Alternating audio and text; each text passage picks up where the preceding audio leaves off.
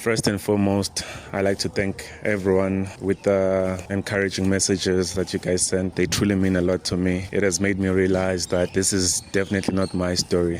This is everyone's story, including you. So I'd like to thank you from the bottom of my heart. And I know that this is just the beginning. We are gonna get there slowly but surely. I believe there's a reason why this page has landed into your timeline. You also have been called to. So I was 16 when my cousin and his two friends decided to pick me up from my home. I was living with my grandmother then. They came with a car. Yes, I know, young adults coming with the car. They drove themselves and then they picked me up. So when we got there, one of them was actually home alone, and then we decided to do the naughty things, that young adults do when they are home alone, which for us was drinking and smoking.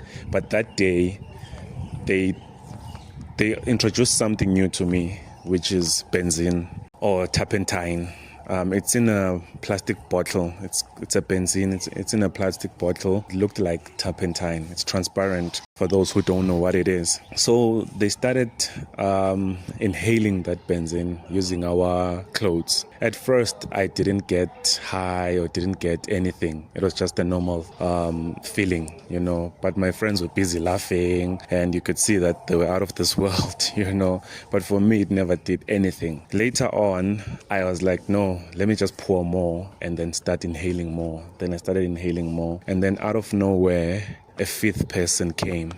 So this fifth person appeared out of nowhere. And funny enough, the room we were in was locked because as much as we were home alone, we didn't want, just in case an adult would come in or surprise us, without us knowing. So we locked the room. He said to me, "You are not supposed to be doing what you are doing. For that, you'll be punished." After he said that, there was a spiral that appeared in front of my eyes, and that spiral took forever to disappear. When you're lighting a dynamite and then there's that long rope and then they switch the end and then it has to go straight to the dynamite. That rope was really, really, really long. And then all of a sudden I was moved out of this world. I could actually see myself leaving Earth, like when you're being flying on a rocket, or when those movie scenes whereby you're being pulled out of the world. Using a camera or something, just so that you can see the world from a space perspective. So I was pulled like that, and then I appeared in a white room, like really, really white room. And someone was sitting there with a huge broad voice. He was directing, he was saying, "You go there and do this, you go there and do that." With the broad voice, you can actually feel it inside of you, this voice. And he asked the one who brought me in, he said, "Why did you bring this one here? It is not his time yet for me to judge him. I will judge him when his time comes." The one who was holding my hand, he had like a razor sharp voice, like a tormenting voice, whereby whenever he spoke, it was like my flesh was being cut by a razor, or by knives, or by being stabbed or something. He said, "No, I found him doing something that he was not supposed to do. That's why I brought him here." Then the huge voice said, "No, put him back. We'll get to judge him when his time comes." The one with the razor voice ran with me. I don't know to where. He ran with me, and then my eyes were closed that time. But I could see everything. Even though my eyes were closed, I could actually see the room. I could actually see the person sitting on that chair.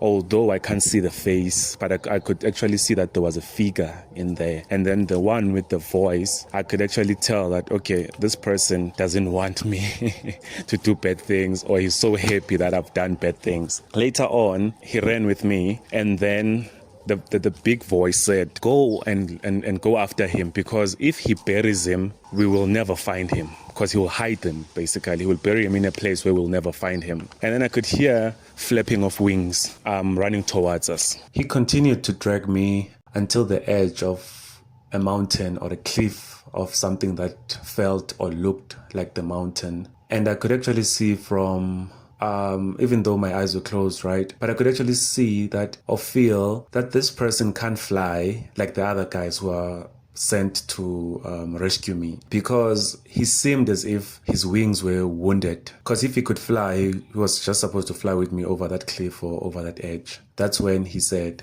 "Open your eyes." So he was busy slapping me, beating me, and spitting on me and saying, "Open your eyes. I want them to find you. When they find you, you must not see." And something in me said, "Never open your eyes, because you will never see ever again."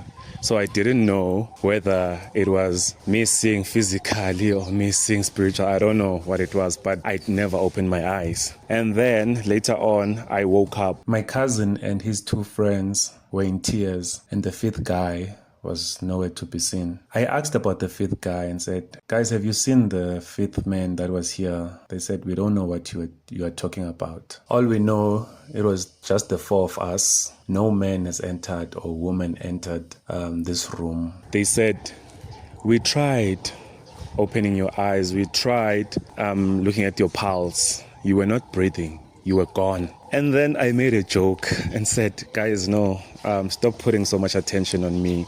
Can you please give me the benzine so that I can continue?" And then they said, "No, the benzine is gone." And I said, "What do you mean the benzine is gone?" When I looked at the benzine was cut into half. And mind you, it was a room, no knife, no scissor, no nothing.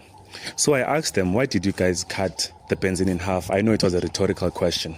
They said to me, "You stood up, right, and stretch your arms like you were in a cross, and then you spin the whole time, more than 7 times, spinning."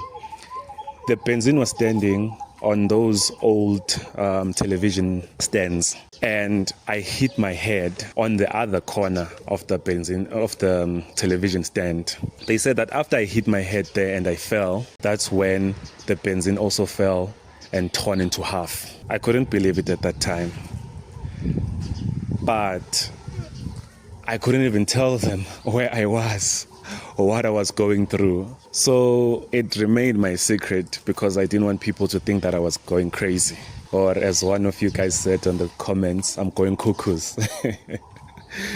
But now I start to understand it, because when the traffic officer from the episode they asked, he actually referenced this exact moment to me. At that time, I didn't even tell a soul. So hence why I was shocked that how is it possible that this guy knows the story and what happened without even me saying it to anybody. So he was referencing to the story. Now that you're part of my family, welcome to my world.